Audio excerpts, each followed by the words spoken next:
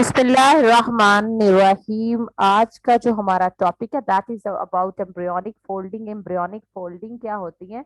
तो fourth week of development जैसे ही start होता है तो एम्ब्रियोनिक डेवलपमेंट जो है वो बहुत तेजी से साइज और शेप की चेंजेस को फॉलो करती है। तो जो ट्राइलेमिनर डिस्क होती है ये चेंजेस के नतीजे में डिफरेंट फोल्ड्स बनाती है और उन फोल्ड को एम्ब्रियोनिक फोल्डिंग कहते हैं। इसके नतीजे में ह्यूमन बॉडी के डिफरेंट प्लेन को क्रिएट किया जाता है। लाइक हियर हम देखते हैं कि किस तरह से ये फोल्डिंग्स बनती हैं। तो यहाँ पे उन्होंने शो किया है कि ये ट्राई लेमिनर जो डिस्क है वो फोल्डिंग बनाती है और फोल्डिंग जो है वो बाद में एक एम्ब्रियोनिक फोल्ड की शेप इख्तियार कर लेते हैं। तो इस अमल को हम एम्ब्रियोनिक फोल्डिंग कहते हैं। तो एम्ब्रियोनिक फोल्डिंग को फॉलो किया जाता है तो टू प्लेन्स के थ्रू। एक हॉरिजॉन्टल प्लेन होता है, दूसरा मीडियन प्लेन होता है। जो हॉरिजॉन्टल प्लेन होता है उसके नतीजे में दो फोल्ड्स बनते हैं जिन्हें हम कहते हैं लेटरल फोल्ड्स। ये हॉरिजॉन्टल के नतीजे में बने हैं तो इन्हें हम कहेंगे लेटरल बॉडी फोल्ड्स। और जो मीडियल प्लेन के नतीजे में बनते हैं उन्हें हम कहते हैं क्रेनियल बॉडी फोल्ड्स। क्रेनियल और कॉर्डल बॉडी फोल्ड, एक कॉर्नर क्रेनियल कहलाता है, दूसरा कॉर्डल कहलाता है। तो ये टू टाइप की बॉडी डिवीजन प्लेन से फोल्ड्स बनते हैं। अब हम देखते हैं कि किस तरह से ये बॉडी जो है वो डिफरेंट लेयर्स में डिवाइड होती है। येलो पोर्शन जो आपको इंडिकेट करता है this is endoderm, blue portion is ectoderm and red inside portion is known as mesoderm.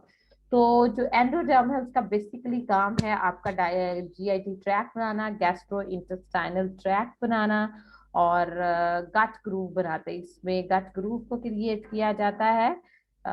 और ये अगर हम देखें तो यहाँ पर सेंट्रल प्लेन में जो यॉर्क सैक है वो अपने आप को श्रिंक कर रहा है और यॉर्क सैक के नतीजे में यहाँ पर फोल्डिंग्स क्रिएट हो रही हैं। तो फोर्थ वीक के स्टार्ट में फोल्डिंग क्रिएट होंगी और ये प्रिमिटिव गट ट्यूब बनेगी। अब प्रिमिटिव गट ट्यूब तीन हिस्सों में डिवाइड की जाएगी, fore gut, mid gut and hind gut. Fore gut है, मिड गट है और ये वाला पोर्शन हाइंड गट है। अब जो फोर गट का अमल है वो क्रेनियल एंड पे होता है, जो आपने एंड पढ़ा है क्रेनियल एंड पे होता है और टेम्परेली क्लोज्ड होता है। और ये जो टेम्परेली क्लोज होता है और फेरेंचियल मेम्ब्रेन के थ्रू क्लोज होता है। तो यहाँ पे आपको एक पॉइंट क्लियर करना है कि जो क्रेनियल एंड है, इस एंड पे जो पोर्शन होता है उसे फोर गट कहते हैं। और फोर गट के नतीजे में यहाँ पर टेम्परेरी तौर पर आप कह सकते हैं कि लम्हाती तौर पर थोड़ी सी मेम्ब्रेन बनी हुई है जिसे ओरोफ्रेंचियल मेम्ब्रेन कहते हैं। ये ओरोफ्रेंचियल मेम्ब्रेन बाद में रप्चर होके माउथ बनाती है।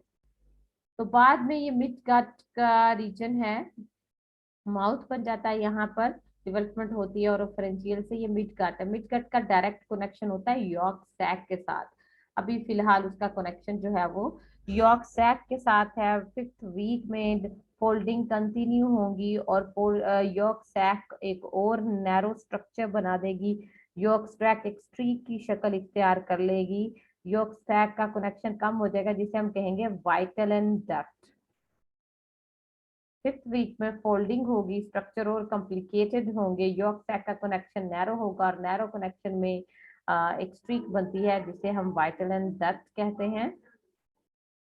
एम्ब्रियोनिक फोल्डिंग कंटिन्यू रहती हैं और यॉर्क सैक जो होती है वो एक स्टॉक स्ट्रक्चर बनाती है। और इसके बाद इसकी अगर हम हाइंड गट की बात करें, मिड गट के बाद हाइंड गट की बात करें, तो हाइंड गट में भी जिस तरह के ये क्रेनियल एंड था, ये कॉर्डल एंड है। तो क्रेनियल एंड पे जो टेम्परेरी मेम्ब्रेन थी उसको ओरोफ्रेंशियल मेम्ब्रेन कहते थे।